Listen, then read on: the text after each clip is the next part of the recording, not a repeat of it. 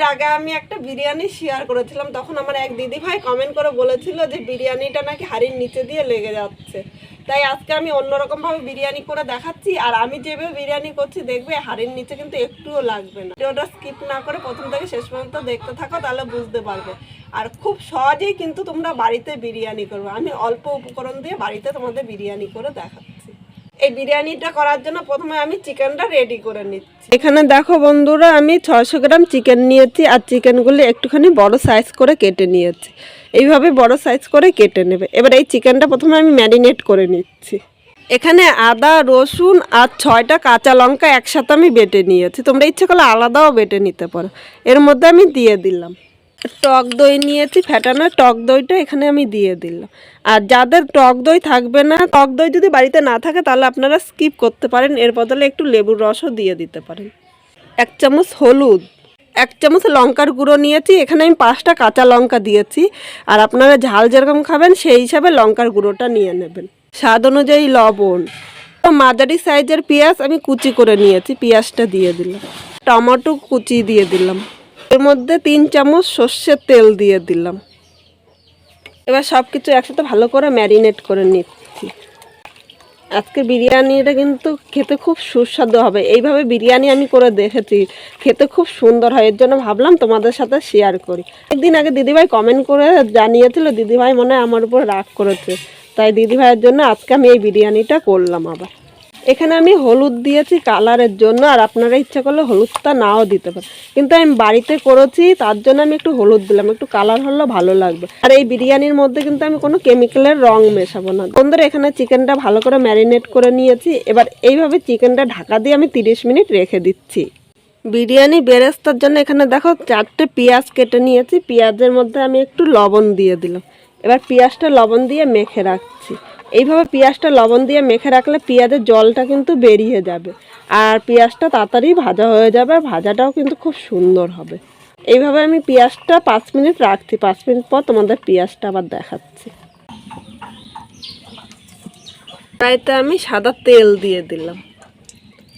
তেলটা প্রথমে গরম করে নিচ্ছি। গরম হয়ে গিয়েছে।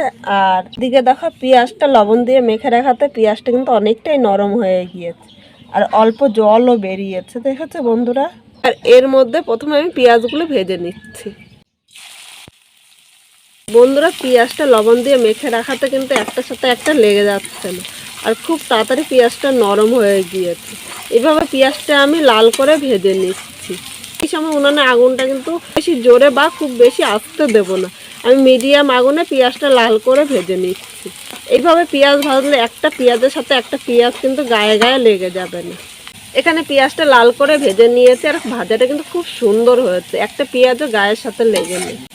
এবার পেঁয়াজটা আমি তুলে নিচ্ছি। এখানে সব পেঁয়াজগুলো তুলে নিয়েছি। এবার এইভাবে আমি ছড়িয়ে দিচ্ছি পেঁয়াজটা ঠান্ডা হওয়ার জন্য। এই কড়াইতে আমি কিছুটা সর্ষের তেল দিয়ে দিলাম।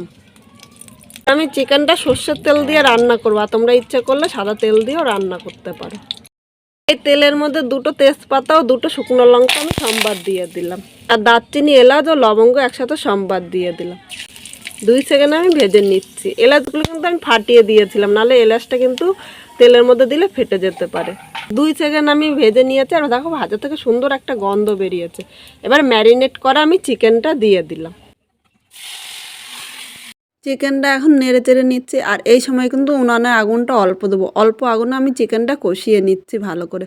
আর এখন কিন্তু জল দেবো না, জল ছাড়া আমি চিকেনটা কষাবো। বন্ধুরা, বাটির মধ্যে অনেকটাই মশলা লেগেছিলো, তাই আমি বাটিটা ধুয়ে অল্প জল দিয়ে দিলাম। এবার চিকেনটা নেড়ে চেড়ে সব কিছুর সাথে মিশিয়ে নেব। আর অল্প আগুনে আমি চিকেনটা ভালো করে কষিয়ে নিচ্ছি। আর চিকেনটা কষানো যত সুন্দর হবে খেতে কিন্তু তত ভালো লাগবে। চিকেনটা কষাতে কষাতে পাশের উনানে আমি আলুগুলি ভেজে নিচ্ছি। এখানে 3টে আলু আমি 6 পিস করে নিয়েছি। আর দেখো বড় বড় করে পিস করে নিয়েছি।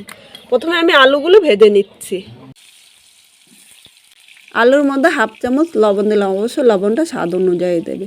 এবার আলুটা নেড়ে চেড়ে নিচ্ছি। আর বন্ধুরা, এখানে আমি হলুদ দেবো না, তোমরা ইচ্ছা করলে হলুদ দিতে পারো, কারণ আমি ঘরোয়াভাবে করছি। আর মাংসের সাথে আমি আলুটাও কষাবো, এর জন্য আমি আলাদা করে আর হলুদ দিলাম না। বন্ধুরা, আলুটা এখানে আমি লাল করে ভেজে নিয়েছি। এবার তুলে রাখছি। এদিকে দেখো বন্ধুরা, চিকেনটা কিন্তু অনেকটাই কষানো হয়েছে। আর চিকেনের কালারটা দুর্দান্ত এসেছে, গন্ধটা কিন্তু খুব সুন্দর হয়েছে। এবার এর মধ্যে আমি ভেজে রাখা আলুগুলো দিয়ে দিলাম। আলু ও চিকেনটা নেড়েচেড়ে আমি আরও 5 মিনিট কষিয়ে নিচ্ছি। আর অবশ্যই এই সময় কিন্তু উনানে আগুনটা মিডিয়াম দেবেন, খুব বেশি জোরে বা খুব বেশি আস্তে না, মিডিয়াম আগুনে আমি চিকেনটা কষিয়ে নিচ্ছি। বন্ধুরা, আলুর সাথে চিকেনটা দেখো কষিয়ে নিয়েছি। এবার এর মধ্যে কিন্তু আমি গরম মশলা দেবো না, এর মধ্যে আমি 1 চামচ বিরিয়ানি মশলা দেবো। বিরিয়ানি মশলাটা ছড়িয়ে দিয়ে ভালো করে মিশিয়ে নিচ্ছি। একবার এইভাবে চিকেন রান্না করে দেখতে পারো, বিরিয়ানির সাথে কিন্তু দুর্দান্ত লাগে খেতে। চিকেন কষাটা হয়ে গিয়েছে, এবার নামিয়ে আমি ভাতে হাঁড়িটা বসিয়ে দিলাম। তোমার জলটা ভালো করে গরম করে নিচ্ছি। জলটা গরম হতে হতে তোমাদের দেখাচ্ছি চালটা। তোরা এখানে দেখো আমি চাল নিয়েছি, এই চালটার কিন্তু খুব বেশি দাম না। এখানে আমি 750 চাল নিয়েছি, চালটা আমি 30 মিনিট আগে ভিজিয়ে রেখেছি। বন্ধুরা এখানে দেখো জলের দাগ চলে এসেছে, জলটা কিন্তু ভালো করে গরম করে নিয়েছি।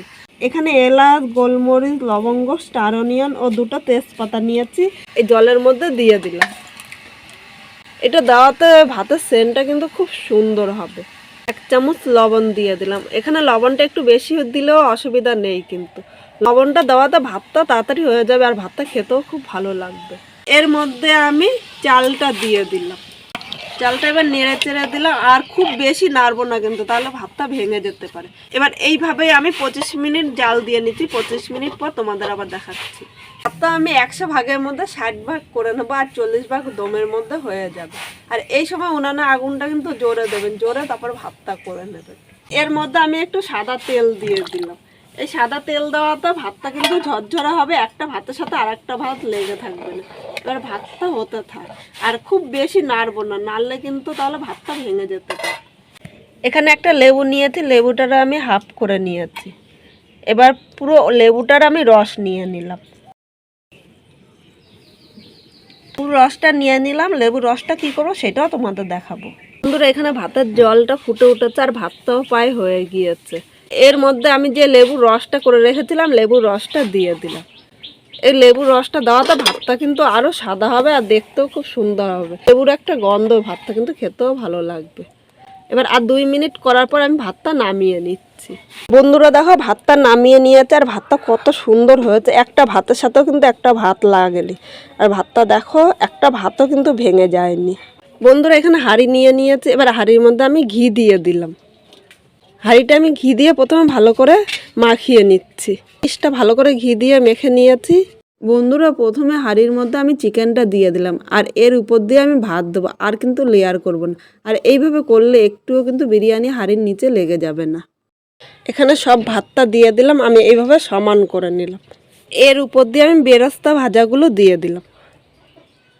এই বাটির মধ্যে আমি কেওড়া জল নিয়ে নিলাম প্রথমে। এখানে আমি 2 চামচ কেওড়া জল দিয়ে দিলাম। এবার এর মধ্যে নিলাম গোলাপ জল। 2 চামচ কেওড়া জলের সাথে 2 চামচ গোলাপ জলই কিন্তু দেব। বাড়িতে অনেক সময় দুধ থাকে না, দুধ না থাকলে কি করবেন আপনারা, এর মধ্যেই একটু কেশর নিয়ে নেবেন, কেশরটা ভিজিয়ে রাখবেন। আমি আজকে ঘরোয়াভাবে করছি। অনেক সময় বাড়িতে সব রকম মশলা থাকে না, সব রকম মশলা ছাড়াও যে করা যায় আর সেটা খেতেও যে খুব সুস্বাদু হয়, সেটা না করলে আপনারা বুঝবেন না। বিরিয়ানির স্বাদটা ব্যালেন্স করার জন্য এখানে আমি 1 চামচ চিনি দিলাম। চিনিটা কিন্তু অবশ্যই দেবেন, তাহলে বিরিয়ানির স্বাদটা কিন্তু খুব সুন্দর হবে। আর আগে আমি ভাতের মধ্যে লবণ দিয়েছিলাম, তাই এখানে আমি আর আলাদা করে লবণ দিলাম না। আপনাদের যদি মনে হয় তাহলে একটু লবণ দিয়ে দিতে পারে। এখানে যে কেওড়া জল, গোলাপ জল ও কেশরটা মিশিয়ে রেখেছিলাম, দেখো বন্ধুরা কালারটা কিন্তু খুব সুন্দর এসেছে। এবার এটা দিয়ে দিলাম ভাতের মধ্যে, এইভাবে পুরো ভাতেই ছড়িয়ে দিলাম। এবার আমি দেবো বিরিয়ানি মশলা। এই মশলাটা কিন্তু আমি বাড়িতেই করেছি, তোমরা যদি দেখতে চাও অবশ্যই কমেন্টের মাধ্যমে বলবে, আমি তোমাদের দেখিয়ে দেবো। বিরিয়ানি মশলাটা পুরো ভাতের মধ্যে আমি ভালো করে ছড়িয়ে দিলাম। মশলাটা কিন্তু এক জায়গায় দেবে না, এইভাবে চারিপাশে ছড়িয়ে দেবে। সেখানে আমি মিঠা আতর দিয়ে দিলাম। মিঠা আতরটা শুধু গন্ধর জন্য, এটা কিন্তু কোনো স্বাদের জন্য না, এটা শুধু গন্ধর জন্য দিয়েছি। এটা ইচ্ছা করলে আপনারা স্কিপ করতে পারেন। এবার আমি দেখো আটা মেখে নিয়েছি, এইভাবে চারি সাইডে আটাটা আমি লাগিয়ে দিলাম। এই আটাটা দিয়ে ঢাকনিটা লাগালে তাহলে একটুও কিন্তু ফাঁকা থাকবে না। খুব সহজেই কিন্তু বিরিয়ানিটা বানানো যায়। এই আটা কিন্তু সবার বাড়িতেই থাকে। আটাটা দিয়ে এইভাবে করে আমি ঢাকনিটা লাগিয়ে দিলাম, একটুখানি চাপা দিয়ে দিলাম উপর দিয়ে। উনানে দেখো কাঠের অনেকটা আগুন আছে। এবার আমি এর উপরে হাঁড়িটা বসিয়ে দিলাম। এইভাবে দমে আমি 30 মিনিট রেখে দিচ্ছি। এবার এই হাঁড়ির উপর কিছুটা কয়লা আমি দিয়ে দিচ্ছি, কিছুটা দেখো কয়লা দিয়ে দিচ্ছি, তাহলে উপরে আর নিচে সমান তাপ পাবে। এইভাবে দমে আমি 30 মিনিট রেখে দিচ্ছি। 30 মিনিট পর আবার দেখা। 30 মিনিট হয়ে গিয়েছে, এবার হাঁড়িটা আমি নামিয়ে নিচ্ছি। আস্তে আস্তে করে আমি ঢাকনিটা খুলে নিচ্ছি। তার ঢাকনিটা খোলার সাথে সাথে গন্ধটা কিন্তু দারুণ বেরিয়েছে। আর আমি এই হাঁড়ি আটাগুলো তুলে এক সাইডে রেখে দিচ্ছি। বন্ধুরা দেখো, বিরিয়ানি কালারটা কিন্তু দারুণ হয়েছে। আজকে বিরিয়ানিটা কিংস খেয়ে বলুক কিরকম হয়েছে। গন্ধ বেরিয়েছে, দারুণ হয়েছে আজকের বিরিয়ানিটা। বিরিয়ানিটা কিভাবে করলা? কেমন লাগলো বিরিয়ানিটা খেতে? এটা ভালো হয়েছে, খুব সুন্দর হয়েছে।